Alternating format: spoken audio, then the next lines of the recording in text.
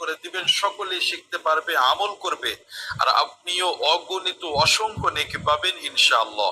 সে ছোট্ট দোয়াটি হলো, ইয়া ওয়াসিআল মাগফিরাতি ইগফির। ইফতারির সামনে নিয়ে এই ছোট্ট দোয়াটি মাত্র 3 বার পাঠ করুন।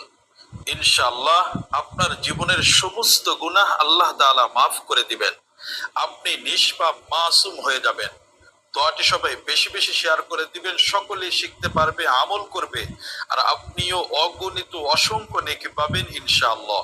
সে ছোট্ট দোয়াটি হলো, ইয়া ওয়াসিআল মাগফিরাতি ইগফির। ইফতারির সামনে নিয়ে এই ছোট্ট দোয়াটি মাত্র 3 বার পাঠ করুন। ইনশাআল্লাহ আপনার জীবনের সমস্ত গুনাহ আল্লাহ তাআলা মাফ করে দিবেন, আপনি নিষ্পাপ মাসুম হয়ে যাবেন। দোয়াটি সবাই বেশি বেশি শেয়ার করে দিবেন, সকলেই শিখতে পারবে, আমল করবে, আর আপনিও অগণিত অসংখ্য নেকি পাবেন ইনশাআল্লাহ। সে ছোট্ট দোয়াটি হলো, ইয়া ওয়াসিআল মাগফিরাতি ইগফির। ইফতারির সামনে নিয়ে এই ছোট্ট দোয়াটি মাত্র 3 বার পাঠ করুন। ইনশাআল্লাহ